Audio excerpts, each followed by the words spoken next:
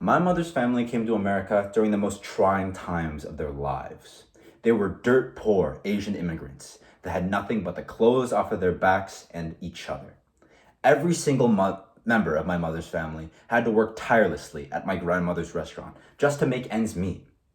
After years of tireless labor, their hard work paid off, and all of my mother's sisters and brothers were able to go off to college and succeed in the world. I was told the story many times as a young child, and of course, I was curious as to what gave them the motivation to keep working, to continue on even when life looked so bleak. When I asked my mother this, she said that the only thing keeping them going was her father's faith in God. Now, I've never been raised to be particularly religious, and this made me wonder how my mom was so positive that her father's faith would pay off. Well, my mother said that she knew everything was going to work out because her family always donated 30% of their annual earnings to the church, which to her meant that God was hearing their prayers. As someone who's never really practiced any religion, this floored me. Surely my mother, a rational, intelligent, beautiful woman, wasn't correlating donating money to having her prayers heard. But alas, it was. My mother's life ended up turning out all right in the end. But the same can't be said for the thousands of people who pour their hard-earned income into the church, hoping that God hears them. Now, I should make things clear. I'm not saying that religion as a whole is inherently bad by any sense of the imagination. Churches across the world have helped facilitate incredible things for the community. Things like sponsoring immigrants to come into the United States, much like my mother herself. Things like feeding the homeless and inspiring charity to those in need. All of those points are wonderful attributes that should be celebrated. But at the same time, the idea of faith in religion is used to prey upon people who are at their lowest moments. I'm specifically talking about television evangelists. There's been a trend in the past few decades where preachers have brought their theatrical word of God to the television in order to gain more followers. In theory, this seems like a great way to spread the inspirational word of God to the masses.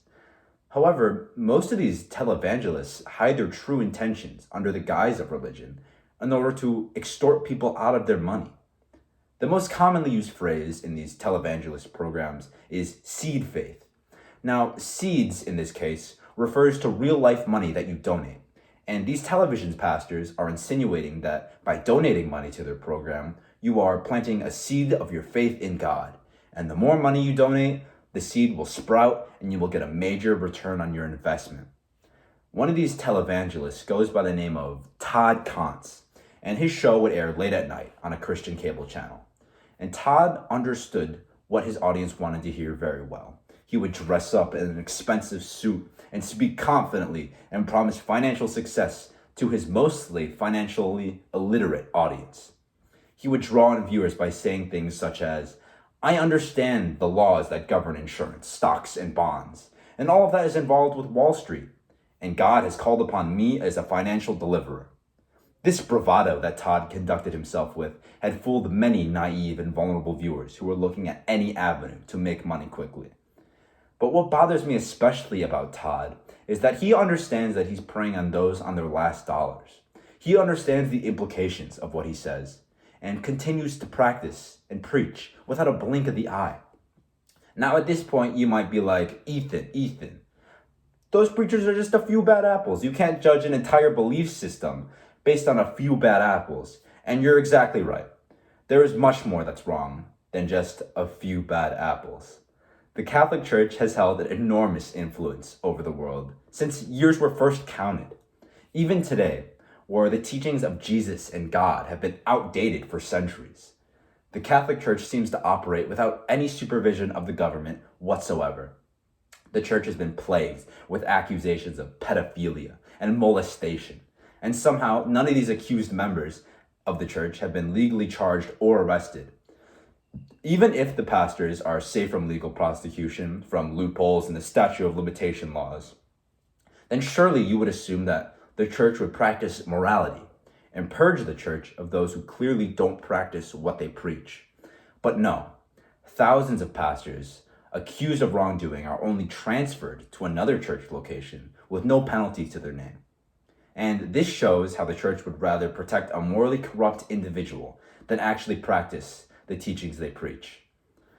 And I think that modern day religion is a business. It sells stories that make people comfortable with their own existence. Now, way back in the day, religion was the easiest explanation for people's existence and importance. But now that we have modern knowledge and scientific explanations for how we came to be, religious teachings are nothing more than dated folk stories. And I would like to understand how it's okay for all religions to label themselves as non-profits and be exempt from all taxes, when clearly generating revenue is their number one priority. At this point, I'd like to direct your attention to the Church of Jesus Christ of Latter-day Saints, or more commonly known as the Mormon Church. Last year, a whistleblower in the church reported that the Mormon Church is in control of a $100 billion investment fund, unbeknownst to the followers. The higher-ups in the Mormon Church claim that the money comes from donations from their supporters. However, this is quite misleading because the teething, which is the Mormon practice where Mormon members have to give up 10% of their income to the church. So this teething was supposed to be used for charitable causes in the church's name. Instead of doing that, the church stockpiled the surplus donations in an investment fund and even spent billions of dollars bailing out an insurance company that was failing in their investment portfolio.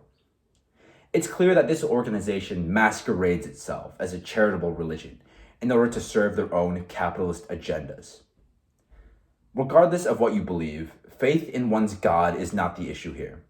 The issue lies with pastors who prey on faith to manipulate people to give money. The issue lies with individuals using religion to create a tax-free haven for investments. The issue lies with the large masses of people being played by a system that offers them very little in return. As a society, we need to revise the Constitution in such a way that doesn't give such an absurd amount of power to religious teachings and the billionaires that exploit the impoverished for their own singular benefit. Thank you.